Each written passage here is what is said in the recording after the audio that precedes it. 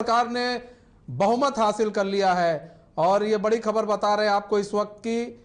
आज बहुमत हासिल करने का समय था। प्रस्ताव पक्ष में 45 वोट पड़े हैं। आज विधानसभा में फ्लोर टेस्ट हुआ जिसमें बहुमत हासिल कर लिया। हेमंत सोरेन की सरकार ने 45 वोट जो है वो पक्ष में पड़े हैं। उसके बाद अनिश्चितकालीन के लिए विधानसभा को स्थगित कर दिया गया। तो बड़ी खबर, प्रस्ताव के पक्ष में 45 वोट पड़े हैं। हेमंत सरकार ने बहुमत हासिल कर लिया है। आज फ्लोर टेस्ट होना था, हेमंत सरकार का फ्लोर टेस्ट हुआ विधानसभा में और इस दौरान जो है काफी हंगामा देखने को मिला। हंगामे के बीच में ये फ्लोर टेस्ट हुआ और प्रस्ताव पक्ष में 45 वोट पड़े, यानी कि बहुमत से ज्यादा वोट जो है वो हेमंत सरकार के पास है। उसने जो प्रस्ताव दिया था, सरकार बनाने का दावा पेश किया था, उन दावों में पास हुआ, अग्नि परीक्षा में पास हो गया। हेमंत सरकार पास हुई है। तो हमारे साथ हमारे वरिष्ठ सहयोगी राकेश रंजन जी जुड़ चुके हैं। राकेश रंजन जी, हेमंत सरकार ने आज जो है बहुमत हासिल कर लिया है। प्रस्ताव पक्ष में 45 वोट पड़े हैं। सवाल यह है कि कई सारे आज चीजें देखने को मिली, कई सारे घटनाक्रम देखने को मिले। विधानसभा के चालू होने से पहले बीजेपी ने जिस तरह से आज बाहर बैठकर प्रदर्शन किया, फिर हंगामेदार पूरा सत्र रहा। जब फ्लोर टेस्ट हो रहा था काफी हंगामा हो रहा था। इस दौरान काफी सारे एलिगेशंस भी जो है बीजेपी ने हेमंत सरकार पर लगाए। या देखिए, ये कोई अनपेक्षित बात नहीं है। जब भी इस तरह की चीजें होती हैं और सदन में बातचीत होती है तो ये हंगामा देखना अब एक आदत सी हो गई है लोगों की। चाहे आप संसद की बात कर लें या यहाँ सदन की बात कर लें, ये एक अब कॉमन साइट है लोगों के लिए कि जब भी खास करके जब सरकार का मुखिया बोलते हैं तो उस वक्त जो है शोर शराबा होता है। ये हमने जब अभी नरेंद्र मोदी बोल रहे थे संसद में तब भी देखा था, विपक्ष की ओर से शोर शराबा हुआ था और उनके सदस्य वेल में आ गए थे।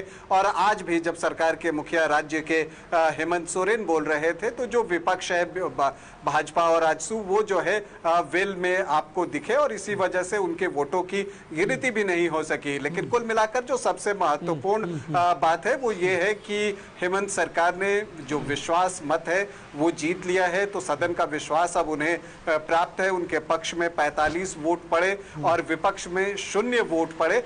वजह आपने बता ही दिया कि चूंकि विपक्ष के सारे सदस्य जो है वो वेल में आ गए थे तो इसलिए उनके वोटों की गिनती नहीं हो सकी। तो सरकार ने बहुमत टेस्ट जो है वो पास कर लिया है। फ्लोर टेस्ट में उत्तीर्ण हुई है हेमंत सरकार। ये अपेक्षित भी था और इस पर हम लोग पिछले काफी दिनों से चर्चा भी कर रहे थे कि ये बस एक औपचारिकता भरी है, बहुमत जो है वो ये सरकार आसानी से प्राप्त कर लेगी। लेकिन जो सबसे महत्वपूर्ण चीज रही वो ये रही कि जो चमरा लिंडा और लोबिन हेम्ब्रम को लेकर बहुत सारे जो आप कह सकते हैं क्यूरियोसिटी थी लोगों के मन में, उत्सुकता थी ये जानने की कि दोनों किसे वोट करेंगे। क्योंकि जब लोकसभा का चुनाव हुआ था तो चमरा लिंडा जो है वो आपको लोहरदगा से चुनाव लड़ रहे थे, जो गठबंधन के प्रत्याशी थे सुखदेव भगत के खिलाफ, और दूसरी तरफ लोबिन हेम्ब्रम जो है राजमहल से चुनाव लड़ रहे थे विजय हांसदा के खिलाफ, जो कि जेएमएम के ही प्रत्याशी हैं। तो ऐसी परिस्थिति में चमरा लिंडा को निलंबित किया गया था और लोबिन हेम्ब्रम को निष्कासित किया गया था।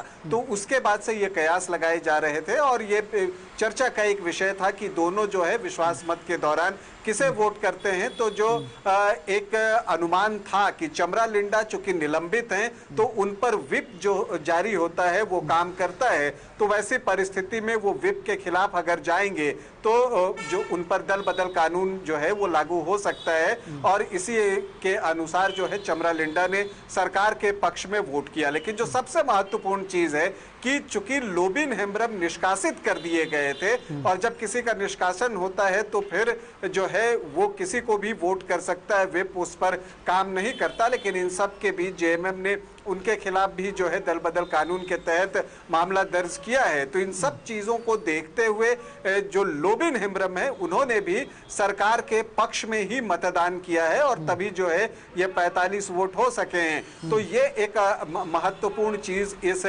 विश्वास मत के दौरान जो है हमें देखने को मिली। तो फ्लोर टेस्ट की चुनौती अब जो है हेमंत सरकार ने पास कर ली है। अगली चुनौती जो है वो मंत्रिपरिषद का विस्तार है, जो कि आज ही जो है हो जाएगा। अच्छा, एक चीज़ और भी है, आज इसमें एक नई विधायक भी दिखी, कल्पना सोरेन भी दिखी। और कल्पना सोरेन आज दिखी विधानसभा में, एक पहली बार वो विधानसभा आई थी और ऐसे में विधानसभा में हंगामे के बीच वो दिखी और वो भी कुछ कह रही थी। जब हंगामा हो रहा था कुछ कह रही थी, आवाज़ ठीक से नहीं आ रही थी। तो आज एक नई तस्वीर भी दिखी, आज एक नया अनुभव जो है कल्पना सोरेन जो है आज विधानसभा से बाहर लेकर जाएंगी। जी हाँ, कल्पना सोरेन जो है लोकसभा का जब से चुनाव हुआ है और उसमें बहुत ही सक्रिय रही उस चुनाव के दौरान, और इसका फल जो है वो गठबंधन को मिला भी है। उनके सदस्यों की संख्या लोकसभा में बढ़ी है पिछली बार की तुलना में।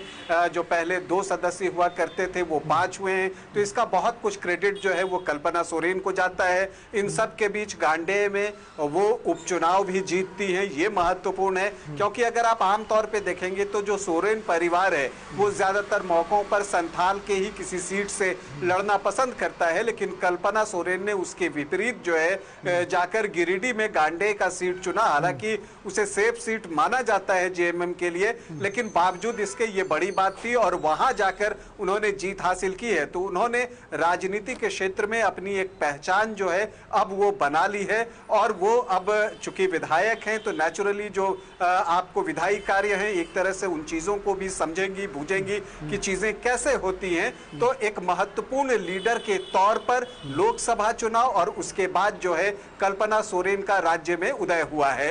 अच्छा, इस बीच भ्रष्टाचार का काफी आरोप लगा और लॉ एंड ऑर्डर को लेकर सरकार ने काफी घेरा और पेपर लीक मामले को लेकर 3 मुद्दे को लेकर सरकार को लगातार जो है विपक्ष घेर रहा है और बार बार कह रहा है कि आपके मामले पेपर लीक हो रहा है, लॉ एंड ऑर्डर बिगड़ रहा है। जिस तरह से अभी आप देख रहे हैं कि हत्याएं हो रही हैं, लूट हो रही है, तो उसको लेकर भी घेरा गया है इस बार सरकार को। तो क्या लग रहा है इस बार जो है पूरी तैयारी विपक्ष की तरफ से कर ली गई है, कैसे जाना है इस बार विधानसभा चुनाव में? जी बिल्कुल, जैसा आपने कहा कि विधानसभा चुनाव जो है वो बिल्कुल समीप है, बिल्कुल सर पर है। तो ऐसी परिस्थिति में बहुत स्वाभाविक है कि विपक्ष भी हमलावर होगा। और जैसा आपने कहा कि नौकरी के मुद्दे पर आज अमर कुमार बावरी जो कि नेता प्रतिपक्ष हैं, उन्होंने सदन में सरकार को घेरा और सरकार को आड़े हाथों लिया है और बहुत तरह के आरोप लगाए।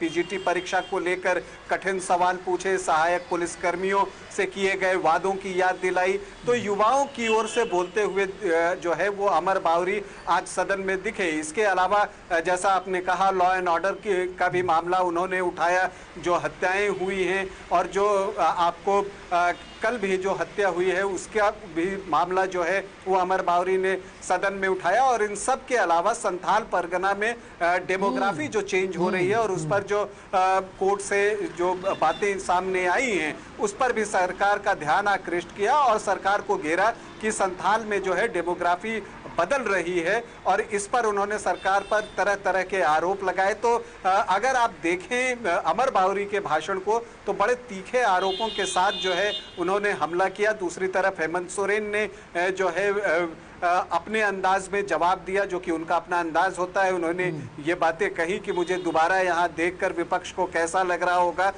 ये सवाल उन्होंने उठाए। और जो आपको संवैधानिक संस्थाओं के दुरुपयोग की बात जो है वो किया जाता है इंडिया गठबंधन की तरफ से, उस चीज़ की भी बात जो है हेमंत सोरेन ने की। तो दोनों तरफ से आरोप प्रत्यारोप हुए, हमले हुए दोनों तरफ से, लेकिन जो परिणाम आना था इस विश्वास मत का वही परिणाम आया है। ये पहले से पता था कि हेमंत सरकार जो है इस बार आसानी से फ्लोर टेस्ट पास कर लेगी, उसने जो है वो काम कर लिया है। लेकिन जो अब आने वाले 2-2.5 महीने हैं वो बहुत महत्वपूर्ण होने वाले हैं, क्योंकि इन 2-2.5 महीने में चुनाव की वजह से विपक्ष जो है अब वो घर में नहीं बैठेगा, वो भी आपको बहुत हमलावर दिखेगा। और इसलिए मुझे लगता है कि सरकार को भी जो है अब तेजी से काम करने होंगे। सरकार को भी तेजी से काम करने होंगे और ये 2-2.5 महीने बहुत क्रूशियल रहने वाले हैं राज्य सरकार के लिए। बहुत बहुत धन्यवाद राकेश जी हमारे साथ जुड़ने के लिए और तमाम जानकारियां साझा करने के लिए। तो आपको बता दें आज फ्लोर टेस्ट जो है हेमंत सोरेन ने पास कर लिया, अग्नि परीक्षा पास कर ली, सबको पता था उनके पास बहुमत है। 45 जो है वोट जो है उनके पक्ष में पड़े हैं, प्रस्ताव के पक्ष में पड़े हैं। फिलहाल जो विपक्ष था वो वेल में आ गया था जिसके कारण 0 वोट थे। फिलहाल अनिश्चितकालीन के लिए जो सदन को स्थगित कर दिया गया है।